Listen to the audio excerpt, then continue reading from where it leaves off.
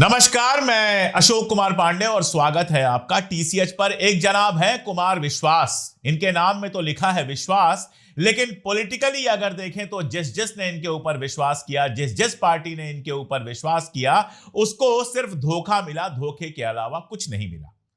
ये जनाब आम आदमी पार्टी के जरिए राजनीति में आए थे। उसके पहले कुछ कविता विता करते थे, मंच पर नौटंकी करते थे और वो बहुत हिट हुई थी, इसमें कोई दो राय नहीं है। उनके भी प्रशंसकों की कोई कमी नहीं है। लेकिन आम आदमी पार्टी में आए, भ्रष्टाचार के खिलाफ बड़ी बड़ी बातें करते थे, मंच संचालन करते थे, ये करते थे, वो करते थे, एकदम अरविंद केजरीवाल के सगे भाई की तरह चिपके रहते थे। उस पार्टी ने जब राज्यसभा की मेंबरशिप नहीं दी तो ना केवल वो पार्टी छोड़ दी, बल्कि आम आदमी पार्टी और अरविंद केजरीवाल के खिलाफ इतने नीचे लेवल पर उतर गए, इतनी घटिया बातें की जो शर्मनाक होती हैं।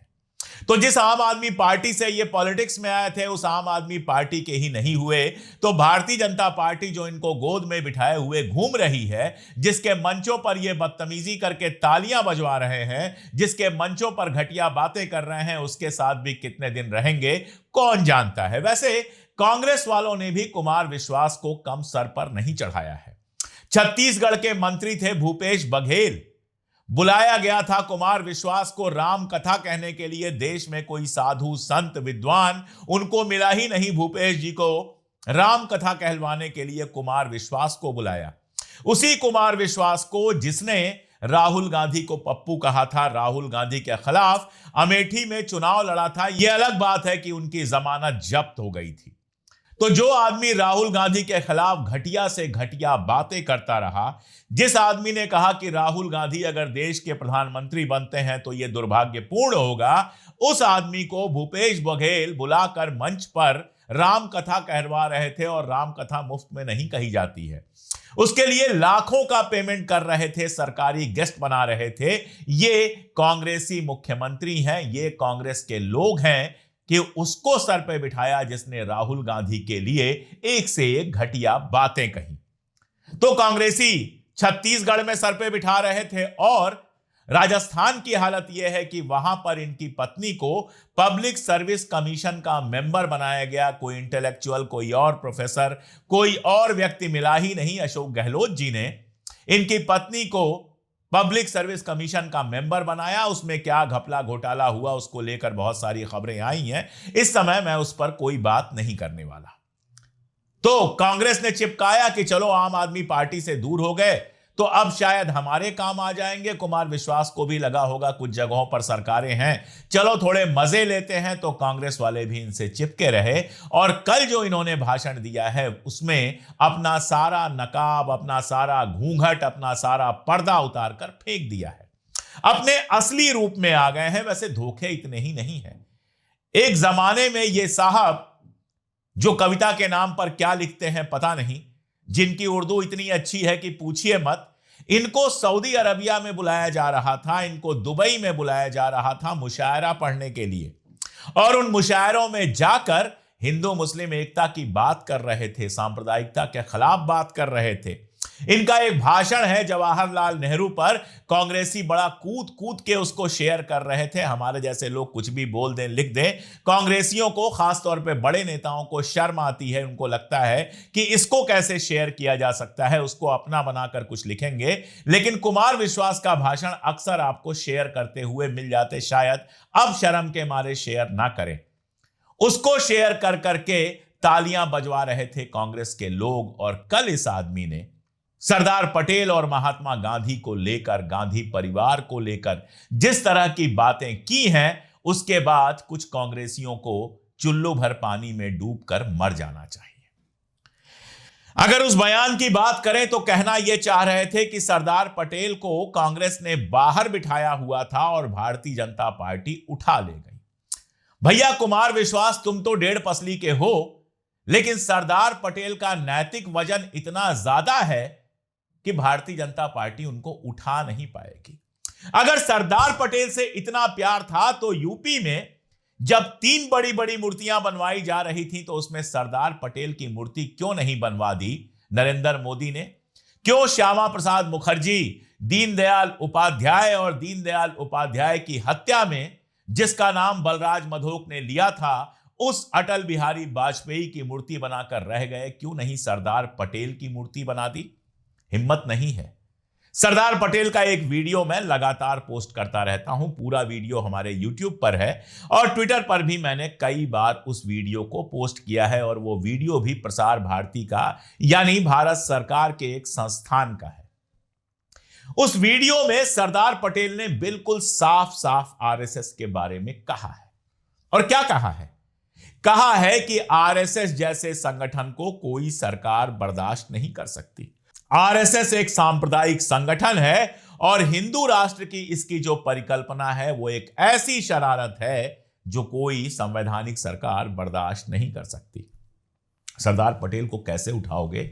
कितना उठाओगे? बातें कर देना अलग बात है, लेकिन सरदार पटेल को उठाना बहुत मुश्किल काम है, जिन्होंने आरएसएस के ऊपर बैन लगाया था और जिनके पास जब श्यामा प्रसाद मुखर्जी पहुंचे कि भैया तुमने सावरकर को क्यों गिरफ्तार कर लिया, तो पलट के कहा था कि गांधी हत्या में सावरकर को जो गिरफ्तार किया गया है वो कानूनी आधार पर गिरफ्तार किया गया है। और आप जानते हैं कि सावरकर की रिहाई सिर्फ इसलिए संभव हुई कि मोरारजी देसाई जैसे लोगों ने वो गवाह कोर्ट में पेश नहीं होने दिए, जिससे दो गवाह जो पहले ही सावरकर के खिलाफ बोल चुके थे उनके लिए सबूत और पक्का हो जाता।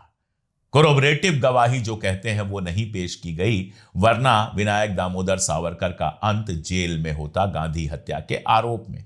और आप ये भी जानते हैं, अगर आपने मेरी किताब उसने गांधी को क्यों मारा पढ़ी है, तो आप ये भी जानते हैं अच्छी तरह से कि कपूर कमीशन ने कहा था कि सावरकर और उनकी गैंग के अलावा कोई और महात्मा गांधी की हत्या के लिए जिम्मेदार हो ही नहीं सकता। तो जो सरदार पटेल गांधी के अनन्य भक्त थे, जो सरदार पटेल संसद के अंदर जाकर कहते हैं मेरा नेता जवाहरलाल नेहरू, उस सरदार पटेल का बोझ उठाने की औकात उस भारतीय जनता पार्टी पर नहीं है जिसके पुरखों ने आजादी की लड़ाई में कभी कोई हिस्सा ही नहीं लिया। मंच पर तालियां बजवाने के लिए कुमार विश्वास कुछ भी बोल जाए, लेकिन इस देश की जनता इतनी मूर्ख नहीं है कि भारतीय जनता पार्टी उठा ले जाएगी पटेल को। और पटेल कांग्रेस दफ्तर के बाहर थे। जरा गिनते चले जाओ कि पटेल के नाम पर कांग्रेस ने क्या क्या बनवाया है, कौन कौन से इंस्टीट्यूट बनवाए हैं। छोड़ दो बाकी सब, दिल्ली में घूम लो, पटेल चेस्ट इंस्टीट्यूट मिल जाएगा। और भी कितने गिनाऊं, स्क्रीन पे देख लो, बहुत सारे नाम मिल जाएंगे सरदार पटेल के नाम पर जो इंस्टीट्यूट्स हैं। सरदार पटेल के लिए भाजपा ने क्या किया है, जरा ये बता देना। जरा ये बता देना कि सरदार पटेल जब खेड़ा सत्याग्रह कर रहे थे तो आरएसएस के लोग उसमें शामिल क्यों नहीं हुए। जरा यह बता देना कि जिस 1942 के भारत छोड़ो आंदोलन में सरदार पटेल जेल में थे, उस 1942 के आंदोलन के खिलाफ श्यामा प्रसाद मुखर्जी अंग्रेजों के साथ सहयोग क्यों कर रहे थे। जरा यह बता देना कि सरदार पटेल जब 1942 में भारत छोड़ो आंदोलन के लिए जेल में गए थे तो आरएसएस के लोग उनके साथ आए थे या नहीं आए थे। छोड़ो, कुछ नहीं बता पाओगे।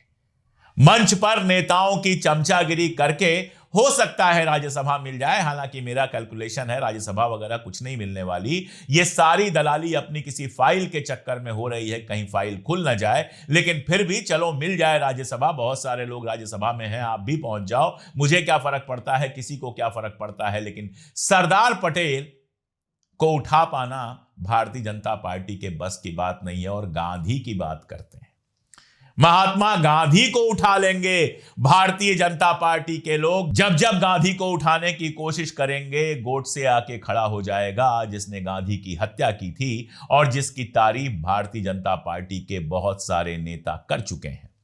यह तथ्य आकर खड़ा हो जाएगा कि गोडसे कभी आरएसएस का मेंबर था, और यह तथ्य भी आकर खड़ा हो जाएगा कि गोडसे का छोटा भाई जब जेल से रिहा होता है तो कहता है कि मैं और मेरे भाई हमेशा आरएसएस में रहे, हमने कभी आरएसएस छोड़ा ही नहीं। इतने तथ्य खड़े हो जाएंगे, महात्मा गांधी को लाओगे। महात्मा गांधी को एक बार आरएसएस वालों ने बहुत जबरदस्ती करके अपने शाखा में बुलाया। महात्मा गांधी गए और वहां से जब लौट रहे थे तो उनके जो साथी थे प्यारे लाल, जो उनके सहायक थे, उन्होंने कहा बापू अनुशासन तो बड़ा गजब का है, तो बापू ने कहा कि अनुशासन तो हिटलर और मुसोलिनी के यहां भी बड़ा गजब का है, लेकिन विचारधारा जैसे उनकी फासिस्ट है वैसे ही आरएसएस की विचारधारा भी फासिस्ट है। मैं कह तो रहा हूं कि सरदार पटेल या महात्मा गांधी से आरएसएस के पक्ष में दिया हुआ एक बयान दिखा दो, एक बयान दिखा दो जहां महात्मा गांधी या सरदार पटेल ने आरएसएस या उसके किसी नेता की तारीफ की हो, नहीं मिलेगा। 100 बयान मैं ऐसे दिखा दूंगा जिसमें सरदार पटेल और महात्मा गांधी ने आरएसएस की आलोचना की है, और सरदार पटेल ने तो खैर आरएसएस पर बैन लगाया ही था। यह तथ्य तो भारतीय जनता पार्टी कितनी भी कोशिश कर ले नहीं छुपा सकती है। फर्जी और असली गांधी छोड़ दो कुमार विश्वास, आप तो फर्जी कवि हो, फर्जी रामकथा वाचक हो और फर्जी पॉलिटिकल आदमी हो जो कभी कहीं टिक के नहीं रहा, जो जहां गया सिर्फ स्वार्थ और पैसे के लिए गया। आप गए थे आम आदमी पार्टी के साथ भ्रष्टाचार मिटाने, तब भी आप दरअसल आरएसएस का ही काम कर रहे थे। और जिस दिन आपको तय हो गया कि राज्यसभा नहीं मिलेगी, आम आदमी पार्टी छोड़कर आप निकल गए और केजरीवाल के लिए घटिया बातें करने लगे। जब तक राज्यसभा की उम्मीद थी तब तक केजरीवाल बड़ा अच्छा था, बड़ा भाई था, मित्र था। लेकिन जिस दिन राज्यसभा की उम्मीद खत्म हो गई, उस दिन केजरीवाल गाली बन गया। यह ईमान है। जब तक दुबई, मस्कट और सऊदी अरबिया से पैसे मिल रहे थे तब तक हिंदू मुस्लिम एकता की बात थी। जब वो पैसे मिलने बंद हो गए, जब उन पैसों की जरूरत नहीं रह गई, तो भारतीय जनता पार्टी के मंच पर खड़े होकर एक से एक अजीबोगरीब बातें कर रहे हो। यह देश संविधान से चलता है, कहते हो कि अटल बिहारी वाजपेयी जी कहते थे घर पर कूड़ा फेंक दे तो खुद साफ कर दो। मोदी और राजनाथ सिंह की पीढ़ी कहती है कोई कूड़ा फेंके तो उससे ही साफ करवाओ, लेकिन योगी जी कहते हैं कूड़े को ही साफ कर दो। ये भाषा फासिस्ट की भाषा है, ये भाषा गुंडागर्दी की भाषा है, ये भाषा संविधान विरोध की भाषा है। ठीक है, अभी उनका सूरज उरूज पर है तो उसको जल चढ़ाओ, लेकिन जिस दिन वो सूरज डूबेगा तुम्हारा भी सूरज डूब जाएगा। सत्ता और पावर के पीछे भागने वालों का हश्र क्या होता है, यह इतिहास ने बार बार बताया है और इतिहास बार बार बताएगा। तुम्हारे जैसे स्वार्थी और अवसरवादी लोग हर सत्ताधीश के सामने झुकते हैं, हर सत्ताधीश के सामने पड़े रहते हैं। मिलता जुलता कुछ नहीं, एक आध पद वद मिल जाए, पैसा वैसा मिल जाए, ठीक है, लेकिन जो सबसे बड़ी चीज होती है जिसके सहारे इतिहास में याद रखा जाता है वो होता है सम्मान। और वो सम्मान तो बहुत पहले कूड़े पर ही फेंक चुके हो। कूड़ा बाकी साफ हो ना हो, लेकिन तुम्हारे सम्मान का कूड़ा जनता की नजर से पूरी तरह से साफ हो चुका है। राम के नाम पर जो राम कथा करते हो, ठीक है, जनता आ जाती है, भीड़ दिखती है, लाखों की कमाई हो जाती है, लेकिन दरअसल राम और उनके न्याय के आदर्शों से भी तुम धोखा कर रहे हो। ऐसे ही सुधांशु त्रिवेदी हैं, ज्ञान देते हैं। नाथूराम गोडसे ने कहा था कि उसने गांधी जी को 2 गोली मारी थी, तो तीसरी और चौथी गोली किसने मारी? आप लोगों ने मारी। सुधांशु जी, ये चौथी गोली तो खैर आपके दिमाग से आई है कहीं से, लेकिन 3 गोलियों की बात तो मनुबेन ने भी की है। वही मनुबेन जो गांधी जी की हत्या के समय उनके साथ थी और जिन्होंने गांधी जी की हत्या का अपनी डायरी में सबसे प्रामाणिक विवरण लिखा है। उन्होंने बहुत कायदे से इस बात को लिखा है कि कैसे उनको धक्का दिया गया, गोडसे ने उनको धक्का दिया, कैसे उनके हाथ से माला, पीकदानी और नोटबुक नीचे गिर गई। जब माला गिरी तो वो झुकी माला को उठाने के लिए। उस समय दन दन दन एक के बाद एक 3 गोलियां चली। अंधेरा छा गया, वातावरण धूमिल हो उठा और गगनभेदी आवाज हुई, हे राम कहते हुए बापू मानो पैदल ही छाती खोले चले जा रहे हों। वे हाथ जोड़े हुए थे और तत्काल वैसे ही जमीन पर आ गिरे।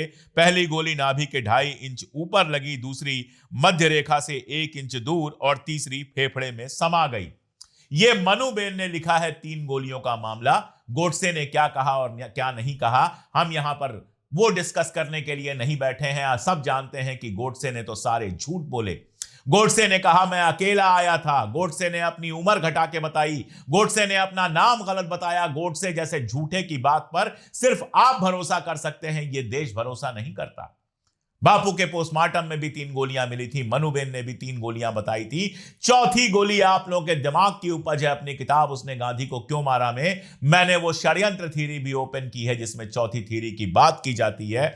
ऐसी फर्जी चीजें आप लोग लगातार चलाकर षड्यंत्र थ्योरी चलाते रहते हैं, लेकिन यह बात आईने की तरह से साफ है कि गोडसे कौन था, किस विचारधारा से जुड़ा था और गोडसे के पीछे किसका हाथ था। कपूर कमीशन ने सब खोल के रख दिया है। पढ़े लिखे हैं, पढ़ना चाहे तो पढ़ सकते हैं, लेकिन गोदी मीडिया पर आपको सिर्फ झूठ फैलाना है तो कौन रोक सकता है। इस तरह के लोग समाज के अंदर जो झूठ फैलाना चाहते हैं, नफरत फैलाना चाहते हैं, उसके बदले में भले इन्हें इनाम व इकराम मिल जाए, लेकिन देश का जब भी इतिहास लिखा जाएगा आज के समय का, तो इनके बारे में क्या लिखा जाएगा वो बताने की जरूरत नहीं है। एक और बयान प्रशांत भूषण जी का आया है। मनमोहन सिंह जी की मृत्यु को 1 साल पूरे हुए कल प्रशांत भूषण जी ने श्रद्धांजलि दी और कहा कि उस समय अन्ना आंदोलन में जाना हमारी सबसे बड़ी गलती थी। हमें इस बात का खेद है कि उस आंदोलन में भाग लिया जिससे उनकी छवि खराब हुई और एक भ्रष्ट शासन यानी कि मोदी के शासन को सत्ता में आने में मदद की। प्रशांत भूषण जी ने माफी मांगी कम से कम। उस समय तो पूरा लेफ्ट चला गया था अन्ना आंदोलन के साथ। कांग्रेस भी भयानक अहंकार में थी और अब तक उस अहंकार से बहुत बाहर नहीं आ पाई है। लेकिन अन्ना आंदोलन ट्रोजन हॉर्स था आरएसएस का, वो घोड़ा जिसमें छिपकर आरएसएस सत्ता तक पहुंची। योगेंद्र यादव हो चाहे प्रशांत भूषण जैसे लोग हों, इस आंदोलन को बढ़ावा देकर, इस आंदोलन का साथ देकर, जानते बूझते हुए तो नहीं, जानते बूझते हुए लोग ये काम नहीं कर सकते हैं, लेकिन इनडायरेक्टली उन लोगों ने मोदी जी को सत्ता में आने में मदद की। और इसी आंदोलन का हिस्सा थे कुमार विश्वास, इसी आंदोलन का हिस्सा थी किरण बेदी, जो बहुत जल्दी अपने सारे नकाब, सारे पर्दे हटाकर भारतीय जनता पार्टी के साथ आकर खड़े हो जाते हैं। मैं उस समय भी विरोध कर रहा था, उस समय भी ये बात कह रहा था। आंदोलन के तीसरे दिन मैंने एक लेख लिखा था, लेकिन जब शोर शराबा बहुत होता है और मीडिया उसमें साथ देती है तो जनता हम जैसों की बात नहीं सुनती है। यह अफसोस की बात है। तालियां वहां बजती हैं जहां सवाल होने चाहिए। काश आज जब कुमार विश्वास जैसे लोग इस तरह की बातें फैला रहे हैं तो जनता समझे कि वो सिर्फ अपने स्वार्थ के लिए ऐसी बातें कर रहे हैं, सिर्फ अपने फायदे के लिए ऐसी बातें कर रहे हैं, और जनता ये समझ के कम से कम अपना भला और बुरा खुद सोचे। आज के लिए इतना ही, बहुत शुक्रिया।